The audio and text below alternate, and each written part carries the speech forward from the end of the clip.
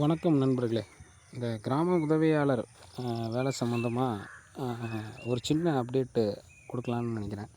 நிறைய யூடியூப் சேனலில் பார்த்துக்கிட்டு இருக்கிறேன். இந்தமாரி சில மிஸ்கம்யூனிகேஷன் இன்ஃபர்மேஷன்ஸை கொடுத்துட்ருக்குறாங்க. அதை கொஞ்சம் கிளாரிட்டி பண்ணிக்கலாம் அப்படின்னு இந்த வீடியோ மூலமாக தெரிவிச்சுக்கிறேன். அதாவது கிராம உதவியாளர் வேலையை உங்களுக்கு 2025 அறிவித்தாங்க நோட்டிஃபிகேஷனு. 24லே அதுக்கான வேக்கன்சி டீட்டெயில்ஸ் கொடுத்துட்டாங்க. நோட்டிஃபிகேஷன் 2025 கொடுத்தாங்க. நிறைய மாவட்டங்களில் நேர்காணல், அதேமாதிரி எழுத்துத் தேர்வு முடிஞ்சிருச்சு. நிறைய மாவட்டங்களில் எழுத்துத் தேர்வு மட்டும் முடிஞ்சிருக்கு, நேர்காணல் நடக்கலை. இப்படிப்பட்ட சூழலில் தேர்தல் அறிவிப்பு வந்ததுனால அந்த பணியிடங்கள் எல்லாமே நிறுத்தி வைக்கப்பட்டிருக்கு. இதுதான் இப்போ உள்ள கரண்ட் சுச்சுவேஷன். ஓகேங்களா? இதற்கு மேலே என்ன நடக்கும் அப்படிங்கிறது என்ன அப்படிங்கிறது நம்ம அரசியல் சூழல், அதுக்கப்புறம் ஆட்சி மாற்றம் ஏற்படுதாங்கிறத பொறுத்து தான் அடுத்த கட்ட நடவடிக்கை அப்படிங்கிறது நடக்கும். உதாரணத்துக்கு இப்போது இருக்கிற ஆட்சியே திரும்பி கண்டினியூ ஆகுங்கும்பொழுது இந்த ப்ராசஸ் ரொம்ப ஸ்மூத்தாக திருப்பி பழைய மாதிரியே அவங்க நேர்காணல் முடிஞ்ச மாவட்டங்களுக்கு பணி நியமனமும், நேர்காணல் நடைபெறாத மாவட்டங்களுக்கு நேர்காணலும் நடத்தி முடிப்பாங்க. இது ஒரு சிஸ்டம். இன்னொரு ஆட்சி மாற்றம் ஏற்படுதுங்கும்போது இந்த நோட்டிஃபிகேஷனை கேன்சல் பண்ணுவாங்களா அப்படின்னு கேட்டால் அது அவ்வளோ எளிமையாக கேன்சல் பண்ணிட முடியாது. ஏன்னா இன்றைக்கி எல்லாருமே நீதிமன்றம் வழக்கு அப்படின்னு தொடக்கிறதுனால எந்த அரசாலையுமே அவ்வளோ ஈஸியாக ஒரு அரசாணையை ரத்து செஞ்சிட முடியாது.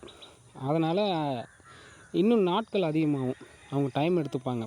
ஆட்சி மாற்றம் ஏற்பட்டுச்சுன்னா டைம் எடுத்துப்பாங்க. அப்படி எடுக்கும் பொழுது நேர்காணல் முடிந்த மாவட்டங்கள் எங்கெங்கெல்லாம் இருக்கோ அந்த மாவட்டங்களுக்கு அவங்க ஒரு முடிவெடுப்பாங்க.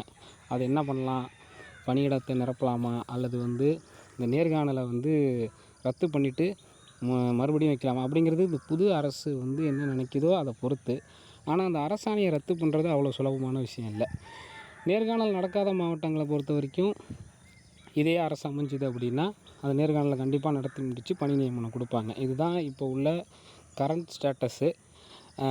தேர்தல் முடிஞ்ச பிறகு தான் இந்த பணியிடத்திற்கு என்ன பண்ணுவாங்க அப்படிங்கிறது யாருக்குமே தெரியாது.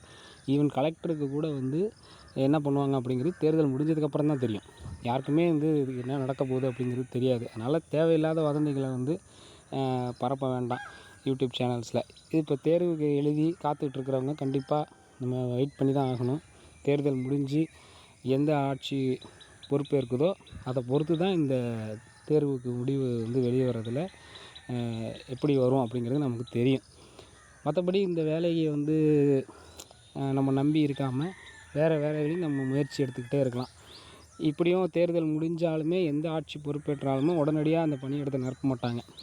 அதுக்கும் டேக் சம் டைம் எடுத்துப்பாங்க. அதுக்கும் எப்படியா இருந்தாலும் குறைஞ்சதுலேருந்து ஒரு 3 மாதத்துலேருந்து அதிகபட்சம் 6 மாதம் வரைக்கும் அவங்க டைம் எடுத்துப்பாங்க. அதனால் இந்த வேலையை நம்பாமல் வேறு வேலைக்கு முயற்சி எடுத்துக்குங்க. யூடியூப் சேனல்ஸில் நிறைய பேர் மிஸ்கம்யூனிகேஷன் இன்ஃபர்மேஷன்ஸ் கொடுக்குறாங்க. அதெல்லாம் நம்பாதீங்க. இதுதான் உள்ள கரெக்டான ஒரு நிலமை.